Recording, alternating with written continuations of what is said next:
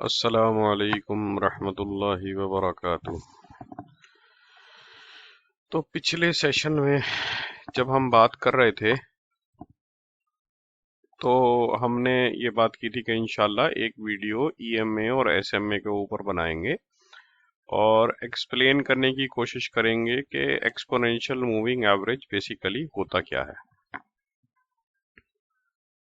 ठीक है भाई, तो आज ये वीडियो जो है इसी टॉपिक के ऊपर फोकस है। तो शुरुआत करते हैं बिस्मिल्लाहिर्रहमानिर्रहीम अपने डिस्क्लेमर के साथ। डिस्क्लेमर हमारा वही है कि मैं कोई सेबी रजिस्टर्ड एनालिस्ट नहीं हूँ। इनफैक्ट मैं एनालिस्ट ही नहीं हूँ और मैंने कोई फॉर्मल एजुकेशन फाइनेंस की नहीं ली है और मैं आप लोगों के साथ सिर्फ अपना एक्सपीरियंस और लर्निंग शेयर करता हूँ। और इस में जैसे आज हम कोई एग्जाम्पल देखेंगे तो आप उसको बाई सेल रिकमेंडेशन ना समझे और आप जितनी ज़्यादा से ज़्यादा नॉलेज है वो गेन करने की कोशिश करें। ठीक है भाई।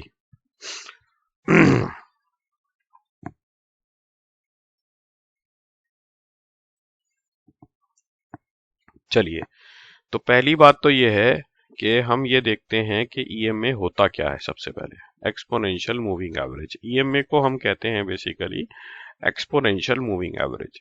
एक डिटेल वीडियो मैंने बनाई है कि मूविंग एवरेज क्या होता है, तो मूविंग एवरेज की कैलकुलेशन मैंने उसमें आपको बहुत डिटेल में समझाई है, तो मैं मूविंग एवरेज की कैलकुलेशन पर यहाँ पर वक्त नहीं लगाऊंगा। ठीक है, तो और बहुत सिंपल सा है मूविंग एवरेज, आपको मालूम है। अब एक्सपोनेंशियल जब लग गया तो एक्सपोनेंशियल लगने का मतलब है कि उसमें हम कोई एडिशनल मैथमेटिकल कैलकुलेशन लगा रहे हैं जो हमें हेल्प करती है हमारे रिजल्ट को एक्सपेंड करने में, मतलब हमारे रिजल्ट को इंटरप्रिटेट करने में वो हेल्प करती है। तो एक जो मल्टीप्लायर जिसको हम कहते हैं वो इसमें हम लगाते हैं और ये फार्मूला वैसे तो बहुत सिंपल है। फार्मूला होता है बेसिकली कि क्लोजिंग प्राइस को जब हम मल्टीप्लायर से मल्टीप्लाई करते हैं और जो ईएमए होता है प्रीवियस डे का उसको हम फिर 1 माइनस मल्टीप्लायर करते हैं, तो ये जो निकल के आता है ये हमारा एक्सपोनेंशियल मूविंग एवरेज आता है। अब मल्टीप्लायर क्या होता है, क्लोजिंग प्राइस तो हमें पता है, तो मल्टीप्लायर क्या होता है, तो मल्टीप्लायर का फार्मूला मैंने यहाँ पर ऑलरेडी लिखा है और इसमें एक वर्ड यूज किया है मैंने, number of observations. So number of observation क्या होता है, तो नंबर ऑफ ऑब्जर्वेशंस बेसिकली होता है कि 20 डेज के ईएमए के लिए जो नंबर ऑफ ऑब्जर्वेशन है बेसिकली वो आपका 20 होता है। ठीक है, तो ये उसके पीछे का मैथमेटिक्स है, ईएमए के पीछे का ये मैथमेटिक्स है। लेकिन आपको ये फार्मूला देख के घबराने की या परेशान होने की जरूरत बिल्कुल भी नहीं है, क्योंकि ये जो आप चार्ट पर जब जाते हैं तो सिस्टम ये खुद ब खुद कैलकुलेट करके आपको इसकी लाइन दिखाता है। तो आपको बेसिकली इसकी कैलकुलेट करने की जरूरत नहीं है। तो ये फार्मूला सिर्फ नॉलेज के लिए है ताकि आपको पता रहे और कम से कम थोड़ा बहुत जो मैथमेटिक्स के बैकग्राउंड के हैं वो शायद मुझसे बेहतर समझ सकते हैं, उनको एक ये रहे कि इसके बैकग्राउंड में क्या चलता है। ठीक है, अब इम्पोर्टेंट क्या है कि ईएमए और एसएमए में डिफरेंस क्या है। तो ईएमए जो है ना वो फास्ट मूविंग है, अभी हम देखेंगे अब कैसे, और ये बहुत सेंसिटिव होता है रिसेंट प्राइस के मूवमेंट को लेके, बिकॉज ऑफ दैट मल्टीप्लायर जो हमने वहां पे मल्टीप्लायर ऐड किया है ना, और इसी की वजह से क्या होता है कभी कभी ये फेक ब्रेकआउट भी दे देता है। ठीक है, जिसको हम फेक आउट भी कहते हैं, कुछ लोग फेक आउट भी कहते हैं, कुछ लोग फेक ब्रेकआउट कहते हैं। एसएमए जो होता है, एसएमए कह लेते हैं उसको सिंपल मूविंग एवरेज या मूविंग एवरेज, जो भी आप कहें, वो स्लो होता है लेकिन एक्यूरेट होता है, क्योंकि वो एक्यूरेट डेटा पॉइंट बेसिकली ले रहा है, उसमें कोई मल्टीप्लायर ऐड नहीं किया है। ईएमए जो होता है वो वे करता है मोस्ट रिसेंट डेटा पॉइंट्स जो आपके होते हैं। ठीक है, एसएमए जो होता है वो एक्यूरेट होता है और उसकी जो कैलकुलेशन होती है वो सेलेक्टेड डेटा पॉइंट्स के ऊपर होती है बेसिकली। ठीक है, तो ये हमारा क्या कहना चाहिए डिफरेंस है ईएमए और एसएमए में। अब इनका मतलब क्या है ये मैं आपको समझाने की कोशिश करता हूं, हम क्या कहने की कोशिश कर रहे हैं। तो ये मैंने एक चार्ट बनाया है, रिलायंस का चार्ट बनाते हैं। है ना। तो ये रिलायंस इंडस्ट्री का चार्ट है बेसिकली। इसको डिलीट कर देते हैं जो भी लाइन बनी।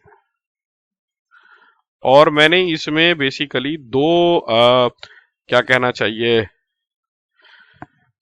मूविंग एवरेज लगा रखे हैं। तो जो मूविंग एवरेज है, जो सिंपल मूविंग एवरेज है, वो ब्लू वाली लाइन में है, और जो एक्सपोनेंशियल मूविंग एवरेज है वो रेड वाली लाइन में है। ठीक है, दोनों का जो टाइम फ्रेम है वो सेम है, 21 डेज का टाइम फ्रेम है, कोई डिफरेंस नहीं है। अब इसमें अगर आप नोटिस करोगे, जो ब्लू वाला है वो मूविंग एवरेज है। तो आप ये देखो कि कोई भी रिएक्शन जो आ रहा है, चाहे वो ऊपर जाने का रिएक्शन हो या नीचे जाने का रिएक्शन हो, ठीक है, वो ब्लू में बाद में आता है और रेड में पहले आ जाता है। ठीक है, कोई भी कैंडल को आप देखोगे कि ब्लू पहले क्रॉस कर लेता है, अगर नीचे भी जा रही है और अगर ऊपर भी जा रही है। कभी कभी ऐसा होता है कि प्राइस डिफरेंस ऐसा होता है कि दोनों एक जगह भी आ जाते हैं। इसमें एक और इंटरेस्टिंग चीज मैं आपको बताता हूं। तो ये तो पहला हमारा ऑब्जर्वेशन हो गया, जो थ्योरेटिकली ये कहता था कि वो क्विक होता है और फेक आउट होता है।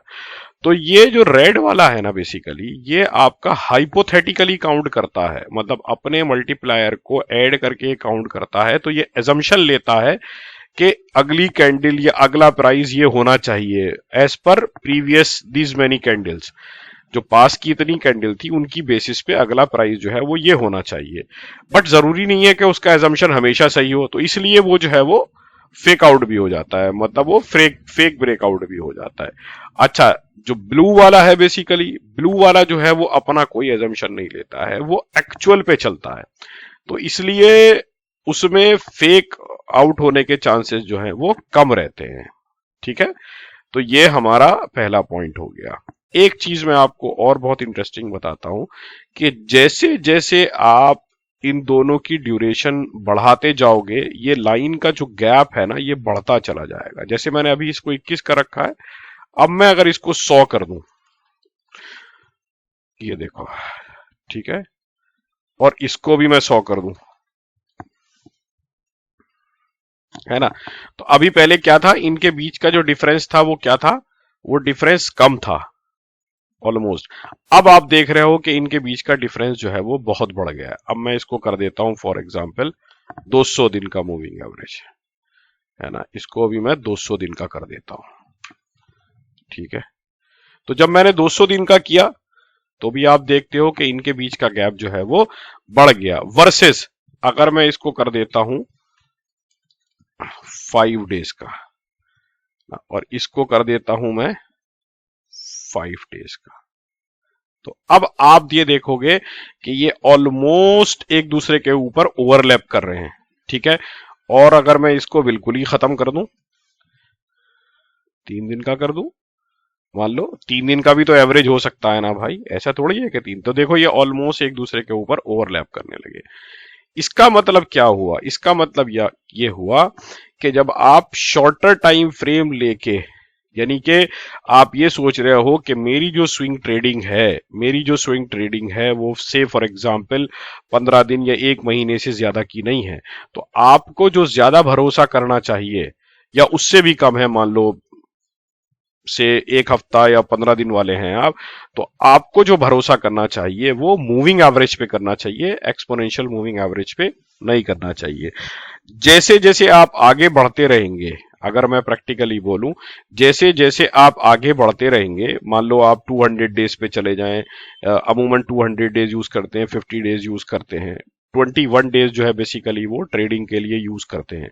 तो अगर 200 डेज वाला या 100 डेज वाला आप फंडा यूज करते हैं, तो उस सिनेरियो में आपको क्या करना है, उस सिनेरियो में आपको ये देखना है कि एक्सपोनेंशियल मूविंग एवरेज का जो ब्रेकआउट है वो आप लीजिए, और वो लेने के बाद आप अपनी छोटी मोटी कोई पोजीशन बना लीजिए। से फॉर एग्जांपल आपने डिसाइड किया कि मैं 100 क्वांटिटी लेता हूं, तो आप 100 की 100 मत लीजिए, आप 50 लीजिए। ठीक है, और आप वेट करिए, जाहिर सी बात है और भी इंडिकेटर आपने लगा रखे होंगे, आप वेट करिए कि ये जो एक्सपोनेंशियल मूविंग एवरेज का ब्रेकआउट हुआ है ये मूविंग एवरेज के ब्रेकआउट से कंफर्म हो जाए। ठीक है, वो 1 दिन बाद, 2 दिन बाद, हो सकता है उसी दिन, अगले दिन सुबह में वो कंफर्म हो जाए, तब आप जो है वो बेसिकली एंट्री लीजिए। तो इससे आपको क्या होगा कि आपका एक ही इंडिकेटर यानी कि मूविंग एवरेज का जो इंडिकेटर है, चाहे वो, क्योंकि इंडिकेटर तो सेम ही है ना, मूविंग एवरेज का कॉन्सेप्ट तो सेम ही है, तो एक ही इंडिकेटर से आपको दो कंफर्मेशन मिल जाएंगे। ठीक है, so this would help U a lot. दूसरी चीज, जब भी आप स्टॉप लॉस देख रहे हो तो स्टॉप लॉस में आप कोशिश करें कि एक्सपोनेंशियल मूविंग एवरेज ना लगाएं, मूविंग एवरेज लगाएं। मूविंग एवरेज लगाने से क्या होता है ना, अभी एक्सपोनेंशियल मूविंग एवरेज आपने लगाया, मान लो आपने सोच रखा है कि 100 रुपए की क्लोजिंग होगी, उसके नीचे अगर गया तो मैं निकल जाऊंगा। अब वो एक्सपोनेंशियल मूविंग एवरेज है तो 100 पे 100, मतलब आपने मान के चला कि 100 के नीचे ईएम में गया तो मैं निकल जाऊंगा। अब वो एक्सपोनेंशियल मूविंग एवरेज है तो उसमें मल्टीप्लायर भी है, वो गया, टच किया और वापस आ गया, है ना। कैंडल तो नहीं बंद हुई, क्योंकि कैंडल बंद होने का मतलब तो मूविंग एवरेज 100 के नीचे हो गया। तो स्टॉप लॉसेस में आप कोशिश करें कि आप बजाय एक्सपोनेंशियल मूविंग एवरेज के आप मूविंग एवरेज को यूज करें, ये आपको बहुत हेल्प करेगा। ट्रस्ट मी, ये बहुत सिंपल सा फंडा है, मतलब बहुत ही इजी है, इसमें कोई बहुत बड़ी रॉकेट साइंस नहीं है कि हमें इसके लिए कुछ सोचना पड़े या उसमें कुछ दिमाग लगाना पड़े। हमें इसमें बहुत ही छोटी सी चीजें रखनी है कि हमें ये ध्यान देना है कि हम कितनी एक्यूरेसी जो है वो ला सकते हैं। अब देखो यहां पर ये जो है ना, यहां पर ये आपका फॉर एग्जाम्पल आपने यहां पर डिसाइड किया था, यहां पर डिसाइड किया था कि ये जो कैंडल है इस वाली 100 डेज के ऊपर अगर गया तो मैं लूंगा। तो देखो ये यहां गई, ये यहां गई, ठीक है ना। इसी तरीके से ये यहां गई, यहां गई, यहां गई, यहां गई, यहां गई। तो ये जो ब्लू वाली लाइन है ये आपकी मूविंग एवरेज की है, और जो रेड वाली लाइन है वो एक्सपोनेंशियल मूविंग एवरेज की है। तो आपके ट्रेड में जो कंफ्यूजन है, अगर आप इन दो लाइनों को ही ऑब्जर्व करते हो तो आपका ट्रेड का कंफ्यूजन काफी कुछ दूर हो जाएगा, क्योंकि मूविंग एवरेज जो है वो रिएक्ट कर रहा होगा एज पर एक्चुअल प्राइस। जो एक्चुअल प्राइस है उसके हिसाब से वो रिएक्ट कर रहा होगा। एक्सपोनेंशियल मूविंग एवरेज जो है वो मल्टीप्लायर को ऐड करके वो रिएक्शन देता है। ठीक है, 21 डेज का जो एक्सपोनेंशियल मूविंग एवरेज है वो बहुत सारे लोग जो हैं वो अपनी ट्रेडिंग में यूज करते हैं, जो स्विंग ट्रेडिंग करते हैं कि 21 डेज के नीचे की अगर कोई ट्रेड है तो वो नहीं लेते हैं, 21 डेज के ऊपर ही होना चाहिए। जाहिर सी बात है वो और इंडिकेटर के साथ भी उसको यूज करते हैं, तो जनरली वो 21 डेज को यूज करते हैं। आप भी यूज कर सकते हो, मैं आपको बता देता हूं 3-4 फेमस जो नंबर है। एक तो उसमें है 21 डेज है, 9 डेज का मूविंग एवरेज है, 200 डेज का है, 50 डेज का है। ये जो है काफी इंपॉर्टेंट मूविंग एवरेजेस समझे जाते हैं। तो अब आप ड्रॉ करेंगे तो आपको अंदाजा होगा कि मैं जो बताने की कोशिश कर रहा था, जैसे यहां पर देखो ये ब्लू वाली लाइन जो है इसके नीचे नीचे चल रही है, और ये रेड वाली लाइन जो है इसके ऊपर ऊपर चल रही है। क्यों? क्योंकि वो मल्टीप्लायर को ले रही है, तो वो पहले रिएक्ट करेगी। मतलब जब ऊपर जा रही है तो देखो पहले रिएक्ट कर रही है, इससे पहले वो रिएक्ट कर रही है। ठीक है, जब नीचे जा रही है तो भी इससे पहले वो रिएक्ट कर रही है। देखो ये नीचे आई और इसके बाद ये नीचे आई, है ना। अब फिर यहां से ऊपर जाना शुरू किया इसने, तो ये पहले ऊपर गई, ये वाली बाद में ऊपर गई। यहां पर नीचे जाना शुरू किया तो देखो इसने पहले ही नीचे मूव करना शुरू कर दिया, इसने बाद में मूव करना शुरू किया। तो इसमें कभी कभी क्या होता है, आपका स्टॉप लॉस ट्रिगर हो जाता है, आप निकल जाते हो, फिर बाद में वो दोबारा ऊपर की तरफ मूवमेंट आ जाता है। तो जैसे यहां पर देखो हुआ, है ना, यहां पर हुआ, ये वाली कैंडल जो थी वो बाद में गई, ये वाली पहले गई। तो इसलिए आप जो है इस चीज का ध्यान रखें कि आपको मूविंग एवरेजेस का कैसे यूज करना है। दोनों मूविंग एवरेज आप लगा के देखें, थोड़ा सा गौर व फिक्र करें तो बहुत आसान सी चीजें आपको समझ में आ जाएगी। चलिए साहब, बस इतनी बात करनी थी आज, छोटी सी वीडियो मैंने सोचा बना दूं। शुक्रिया बहुत बहुत, जज़ाकल्लाह, दुआओं की दरख्वास्त है।